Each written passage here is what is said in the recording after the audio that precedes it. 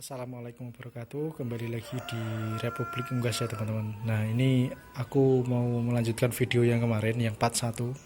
Mungkin videonya agak jauh ya teman-teman. Jadi videonya agak lama uploadnya yang part selanjutnya karena emang saya lagi percobaan juga. Jadi apakah mesin tetas saya ini berjalan wajar atau enggak gitu. Jadi apakah menetas atau tidak atau settingannya kurang pas atau tidak. Nah, di sini saya sudah coba dan alhamdulillah kayaknya udah mencapai titik settingan terbaik. Nah, kita coba review dulu ya teman-teman. Mesin tetasnya. Nah, mesin tetas ini ukurannya sekitar panjangnya 1 meteran teman-teman. Ini 1 meter, ke bawahnya juga 1 meter. Cuma lebarnya ini sekitar 50 sentian nih. Ini 50 cm. Nah, panjang per kotaknya. Jadi kan ini terdiri dari 2 kotak, teman-teman. Nah, ini kotak pertama sama kotak kedua ini jaraknya Ini panjangnya sekitar 40 cm. Jadi 40 cm, 40 cm. Nah, ini 40 cm, 40 jadi dibagi 2. Nah, terus ininya pakai kaca. Ini pakai kaca biasa, saya tempel pakai lem kastol kalau nggak salah, ini lem kastol bisa. Nah, tripleknya ukurannya 3 mili. Nah, cuma yang unik dari ini adalah nggak pakai paku teman-teman, tapi pakai ini nih, pakai baut. Jadi karena emang saya nggak ahli dalam bidang pertukangan, makanya saya pakai baut. Jadi kalau memang ada kesalahan kan mudah bongkarnya. Nah, untuk termostatnya kita pakai ini nih, STC 1000 sebenarnya. Jadi STC 1000. Nah, ini powernya, ini STC 1000 nya. Nah, kalau kita sekarang lanjut ke dalam. Ya, ke dalam nih teman-teman. Nah, lampunya totalnya ada 8. 1 2 3 4 5 6 7 8. Nah, settingannya teman-teman. Nah, kalau kita setting dengan air raksa ini sekitar 37 sampai 38 dan kelembabannya sekitar 50 sampai 60%. Nah, itu kelembabannya. Nah, alhamdulillah kemarin ini settingan terbaik. Nah, kalau kapasitasnya teman-teman ini kayaknya 150 masih bisa. Jadi ini 50, ini 50, ini 50, ini masih bisa. Mungkin lebih bisa, 180-an mungkin bisa. Nah, ini yang dari atas nih kabelnya di sini. Ini langsung masuk ke termostatnya. Nah, ini sensor termostat. Teman-teman, ini kemarin sempat ada kejadian, yaitu ini kalau nggak benar-benar ditali gitu katanya kecemplung ke bawah, dan ke bawahnya dulu waktu itu kena air dan akhirnya si termostat ini mendetek suhunya tuh masih nggak sesuai dengan realnya gitu. Jadi sampai 40 derajat masih naik terus dan lampunya masih akhirnya di dalam ruangan sampai panas gitu. Dan untungnya saya juga lihat dan alhamdulillah masih bisa netes yang kemarin, walaupun ada yang cacat atau berapa gitu karena terlalu panas. Nah, alhamdulillah nih udah tak kencangin jadi nggak bisa ditarik-tarik lagi, jadi emang benar-benar fix. Nah, itu termostatnya termometer yang rasanya juga tak gantungi jadi biar langsung kelihatan, sama itu kelembabannya 50 kelembaban hygrometer, humidity kalau bahasa Inggrisnya tuh. Nah, lampunya 8, ini semua lampunya mereknya pakai merek Himat yang pokoknya mereknya warnanya hijau gitu.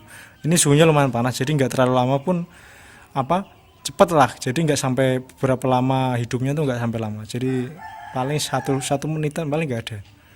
Nah, kita coba tutup lagi teman-teman. Untuk melakukan setting kelembaban yaitu ini teman-teman. Jadi kita tambah nampan di sini.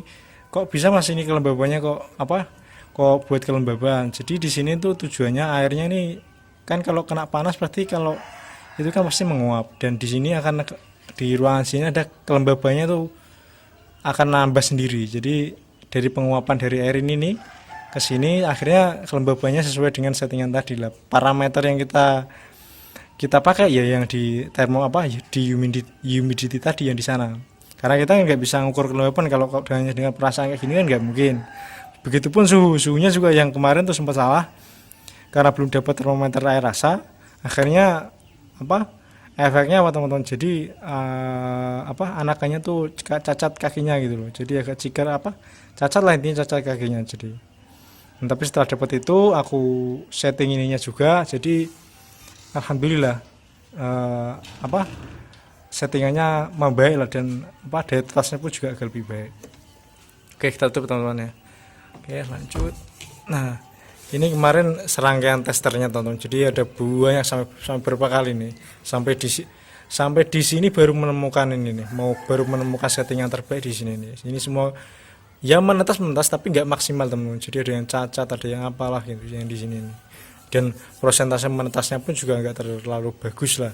Karena emang aku testingnya tuh dengan pakan yang benar-benar yang nggak standar lah, intinya nggak apa ya, bisa dikatakan ya apa adanya, nggak sampai pakan pabrikan full gitu, nggak. Jadi ada konsentratnya iya, tapi nggak sedikit banget. Nah ini yang terakhir kemarin dimasukin, jadi listnya semua di sini. Nah oke, kita bahas termostat STC 1000 ya teman-teman. Nah STC 1000 ini harganya sekitar 70 ribuan kalau di online shop. Nah gimana cara makanya teman-teman, cara nyatinya? Nah cara nyatinya gini teman-teman. Jadi ini tekan ada S nya, ini S mungkin bisa dikatakan setup ya, setup F1.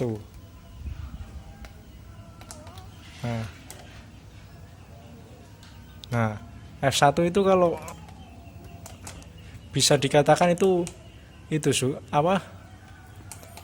suhu. Yang pertama F1 itu suhu. Jadi suhu existingnya yang kita jadi patokan berapa. Misal ini kalau ini kan 38 teman-teman.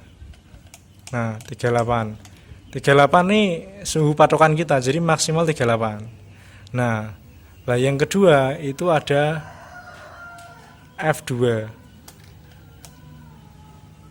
Nah F2 ini adalah jenjang antara yang tadi 38 tadi. Jadi 38 tuh menurunnya tuh berapa derajat. Jadi kalau di sini kan menurunnya tuh 37 derajat. Jadi 37 sampai 38. Jadi jenjangnya nih 1 derajat. Kita cek ya. Ini F2. Nah, jenjangnya ini 1 derajat. Ini kepencet tadi kan. Ntar agak repot. Karena tangan satu teman-teman.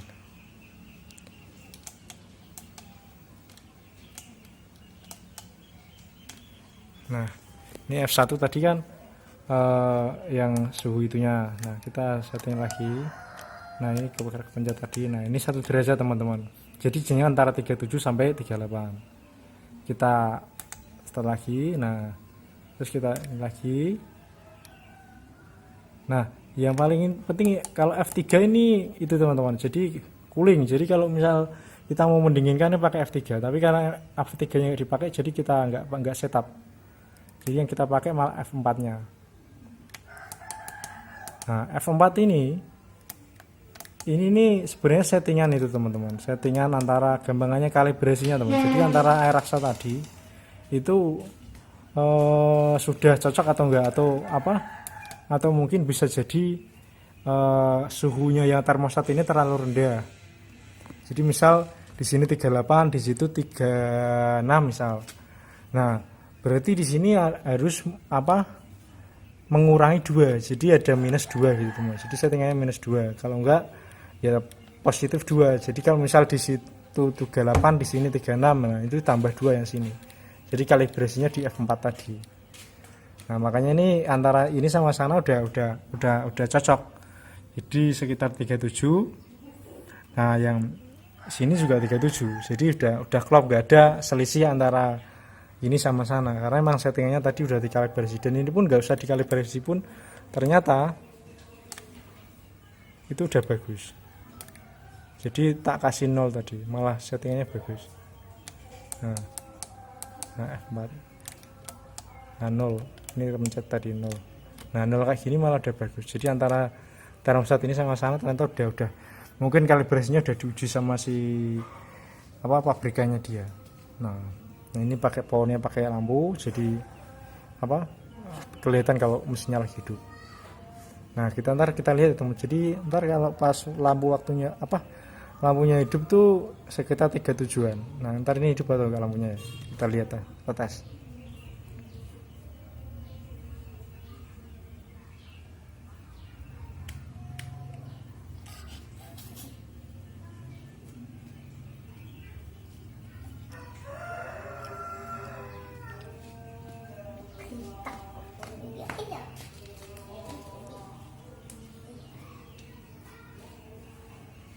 Nah, ini baru 37,5. Nah, ini kenapa ada isolasinya, karena apa, kayaknya tripleknya kalau kena tangan tuh kayak ada beler gitu loh, jadi kayak ada kecil-kecil yang gini yang bahaya buatan mata, kasih list tripleknya.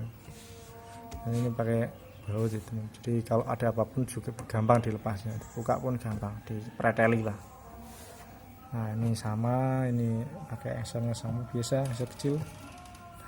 Jadi saya lupa ukurannya, jadi sekitar 80 atau berapa gitu, 340-an lah kalau yang ini sekitar 10-15 atau berapa ukurannya kacanya ini soalnya yang menyesuaikan kacanya kemarin ada yang cuma itu kan, makanya tak pakai aja lemnya, pakai lem Castor biasa. Motong tripleknya pakai cutter yang itu di sini biasa gitu. Nah, apalagi ya yang aku mau jelasin, aku mau bagi sini. Nah, itu hidup kan sekitar 37-an kan. Ini tadi berapa nih selisihnya harusnya, kita cek lagi soalnya kuatannya tadi pecah-pecah tadi. Nah, ini juga penting teman-teman. Nah, kalau bisa teman-teman itu kawat ramnya itu agak yang kecil-kecil ya teman, soalnya kemarin kan aku besar-besar tuh, ternyata ada yang masuk kakinya dan efeknya apa, jadi cacat gitu. Dan begitu juga alasnya ini teman-teman. Nah, kemarin kan pada jatuh ke sini karena ternyata kalau ayam masih kecil tuh kakinya tuh emang ya nggak lurus. Dia setelah lurus itu setelah dia nginjek sini beberapa hari gitu. Nah, kalau kita kasih alas koran langsung, efeknya kan licin teman-teman, jadi bisa jadi kakinya jadi pengkor gitu. Nah, ini aku kasih ini biar dia bisa kalau orang Jawa bilang tuh mencengkram dengan kuat gitu, jadi kakinya akan bisa berdiri. Nah, itu salah satu kemarin kendalanya aja yang di sini, tapi alhamdulillah sudah teratasi lah. Nah, ya, mungkin itu pengalamannya yang untuk menuntaskan. Kayaknya mungkin sekian dulu teman-teman. Nah, oh ya, pertambahan juga untuk fittingnya kalau diusahakan yang bagus ya teman-teman, karena emang suhunya ini panas, jadi waternya fittingnya nih lah. Kalau ini mereknya kemarin Broco, pakai Broco. Lumayan bagus sih. Ini aja sih teman-teman, jadi mesin tasnya kayak gini. Nah, ntar kalau udah tak pindahin ke sini, jadi ADOC-nya di sini ntar. Tapi so far ini. Nah, ini pembalikannya juga biasa saja kayak gini. Kalau yang ini udah lebih dari 18 hari, jadi nggak taruh buah. Nah, ini kemarin sekitar 50-an. Jadi kayaknya kayak gini aja, nggak kayak mesin tetes yang mau benar-benar bagus itu yang bisa balik sendiri, itu beda. Kalau yang ini biasa manual, karena emang kapasitasnya pun juga belum banyak. Kayaknya sekian dulu ya teman-teman.